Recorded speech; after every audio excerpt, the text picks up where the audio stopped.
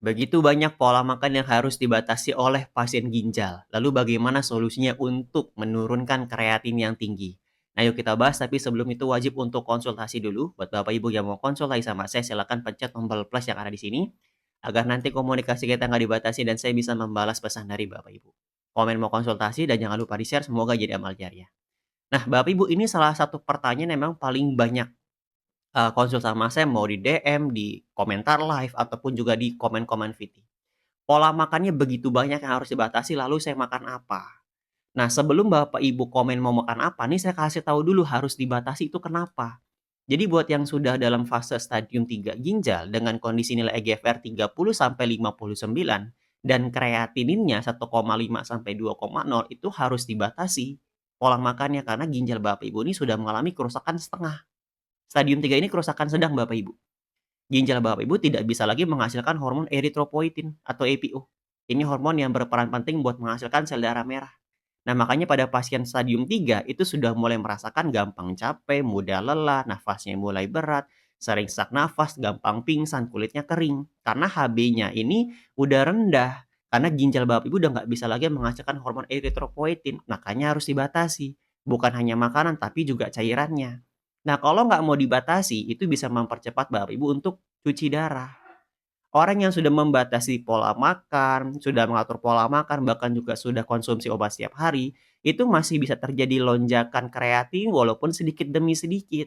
Jadi fungsi dari mengatur pola makan dan juga konsumsi obat setiap hari itu untuk mencegah supaya Bapak Ibu nggak cepat kronis, nggak cepat parah, tidak cepat cuci darah. Oke. Lalu Pak, bagaimana solusinya?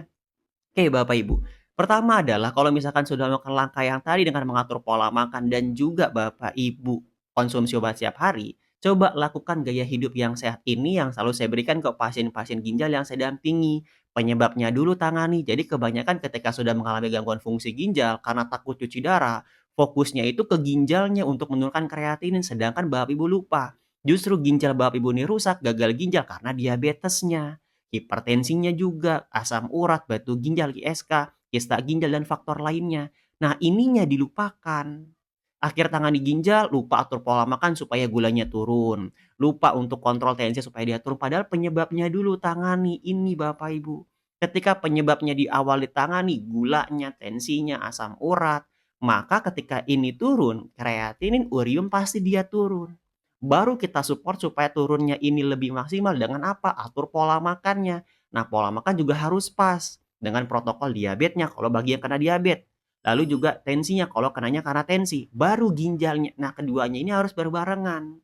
Selain itu, tadi pola makan banyak banget yang harus dibatasi. Nah, kalau misalkan Bapak Ibu sudah banyak mengatur pola makan, sudah banyak mengatur, tapi belum ada perkembangan, maka dari itu kita butuh nutrisi tambahan sebagai pelengkap. Karena begitu banyak pola makan yang harus dibatasi oleh pasien ginjal. Nah, kebanyakan orang menganggap nutrisi ini pengganti obat, pengganti juga HD atau cuci darah. Bukan. Nutrisi yang saya resepi ke pasien ginjal yang saya dampingi adalah sebagai makanan tambahan untuk pendukung dari obat Bapak Ibu untuk mempercepat pemulihannya. Asal langkahnya tepat.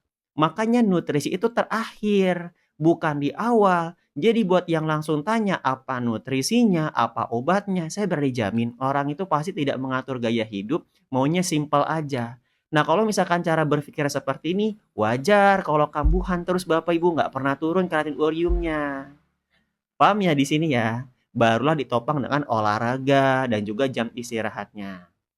Oke, silakan konsultasikan kembali karena setiap orang itu kondisinya berbeda-beda. Buat Bapak Ibu yang mau konsultasi sama saya dan berkenan saya dampingi program pendampingan saya dengan mengatur pola makan dan juga pemberian nutrisi untuk ginjal, silakan bisa langsung cek di profil, hubungi nomor saya. Terima kasih, kalau bermanfaat jangan lupa di-share.